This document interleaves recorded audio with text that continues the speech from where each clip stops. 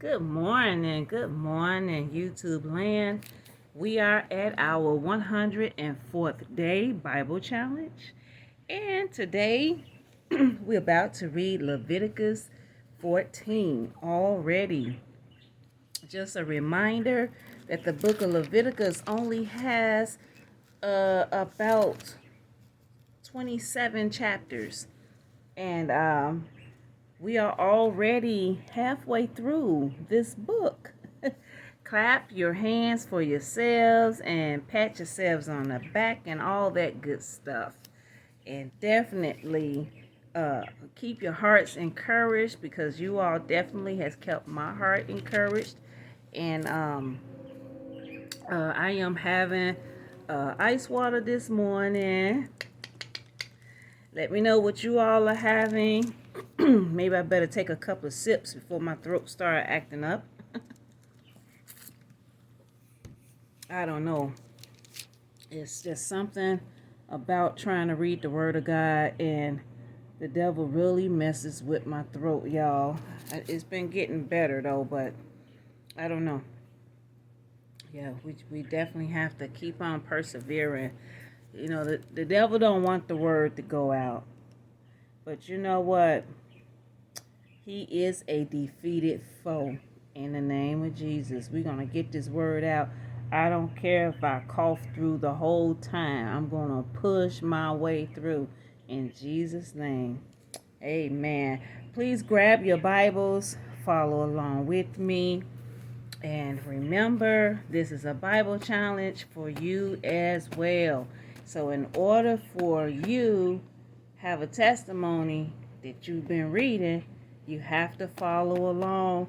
And please remember to go back and read the remaining chapters on your own. Last night's chapter, which was Leviticus 13, yesterday's chapter, but we finished the rest of it last night. It actually had 59 verses. So those of you who are kind of behind, keep that in mind, that some of these chapters have they're very lengthy chapters, and it may not be as easy to catch up if you get too far behind. So, yeah, so go ahead and read that one, knock it out, because we don't want little things like that to discourage us. You know, sometimes you get um, you kind of fall back a little bit, and it's hard to catch up, but it can be done. I mean, think about other books that we read all the time. I mean, a lot of us are book readers, and we read through 600 pages of 600 page books and everything. So if we can do that, we can stay unmovable and steadfast about reading the Word of God. 59 verses in one chapter is nothing for some of us. So just don't fall back behind too long, because that's how the devil get in, and before you know it, you won't even have a desire to read the Word of God. It's already challenging at times reading the Word of God, so we don't need any extra reasons to deter us from that mission. Okay, all right. And the Lord spake unto Moses, saying, This shall be the law of the leper in the day of his cleansing. He shall be brought unto the priest. And the priest shall go forth out of the camp, and the priest shall look, and behold, if the plague of leprosy be healed in the leper. Then shall the priest command to take for him that is to be cleansed 2 birds alive and clean, and cedar wood, and scarlet, and hyssop. And the priest shall command that one of the birds be killed in an earthen vessel over running water. As for the living bird, he shall take it, and the cedar wood, and the scarlet, and the hyssop, and shall dip them and the living bird in the blood of the bird that was killed over the running water. And he shall sprinkle upon him that is to be cleansed from the leprosy 7 times, and shall pronounce him clean. and shall let the living bird loose into the open field. And he that is to be cleansed shall wash his clothes, and shave off all his hair, and wash himself in water, that he may be clean. And after that he shall come into the camp, and shall tarry abroad out of his tent 7 days. But it shall be the seventh day that he shall shave all his hair off his head, and his beard and his eyebrows, even all his hair he shall shave off, and he shall wash his clothes. Also he shall wash his flesh in water, and he shall be clean. And on the 8th day he shall take 2 he lambs without blemish, and 1 ewe lamb of the first year without blemish, and 3 tenth deals of fine flour for a meat offering, mingled with oil, and 1 log of oil. May God add a blessing to the reading of his word one more time. And the summary that I chose this morning for this particular chapter, I actually noted quite a bit. So please go back to Google for the summary of this chapter. It really extensively breaks this chapter down. It's very, very, very lengthy, okay? And I want you all to go back and study that if you have time. Please, if you have time, because this is very informative, good information. But for this morning, I narrowed it down to just a very few sentences, maybe like 2 or 3 sentences, because I rather just get to the point, when it comes to this particular chapter, because it's very, very detailed, okay? But this is what I picked out. The living bird set free points to the resurrected Jesus, okay?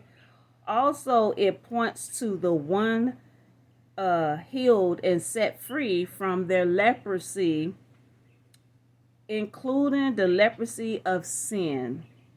They are resurrected and free in the resurrected Jesus Christ. It all points to Jesus and the prophetic prophecy that's coming. So all these sacrifice offerings, and it's not just rituals. It's a process. It's a holy way that it's a law and all of that. But they're all symbolic of Jesus. It all points to Jesus. Even the lamb and the goat that's sacrificed. Jesus is our lamb. He's our humble lamb that sacrificed his life for us. It was his blood that was shed on Calvary, that dripped down and fell to the ground, and it was his blood that covered our sins. Just like when they made these sacrifices of the animals or the lamb, and the dripping of that blood of that animal, it was very symbolic of Jesus when he came upon the scene at the age of, once he was born and raised as a child and all that. And we will get into all that too, because we're reading the whole Bible. So, he died on the cross at the age of 33. Okay. He gave up his life at the age of 33, and he resurrected. So this chapter summary is pointing to that part that's going to happen. But in the meantime, Jesus is still there. He's just there through the symbolicness of these sacrifices. And God is just good how he does things. He's just good. He's just good, y'all. And Jesus is always there. He's always there. He's a spirit. He's God. He's everything. He's everywhere. He's never not there. Okay? Never not there. He's the ultimate mastermind of everything. Some people, you hear your people say, who does that? Well, God did that. There's some things we ask in life, who does that? Because it seems like the thing be so, you know, astronomical, that who does that? Or it could be something that's so weird, and we might ask, who does that? We already have an example of who does that, but it'd be so out there that we may ask, who does that? Well, that's how amazing our God is. We can't put him in a box. He's too big to be put in a box. He's the mastermind of all things. And it's just wonderful how he was there, even way back then. He was there, in the spirit. He was there through symbolicness. He was there. He was just there through his laws. It was all about Jesus. They was just getting all wrapped up and tied up in Jesus and didn't even realize it. Didn't even realize it. But I just want to say that much. And you all try to have a blessed day today. And I believe it's going to be a beautiful day. Not sure if it's rain in the forecast or not. But nevertheless, rain or no rain, sunshine, it is still a beautiful day. Amen. Y'all speak that into the atmosphere, though it is, okay? Because it's going to be a beautiful day today. Amen. Amen. Like, comment, share, subscribe if you haven't subscribed already. And I just want to quickly say something else before I hang up.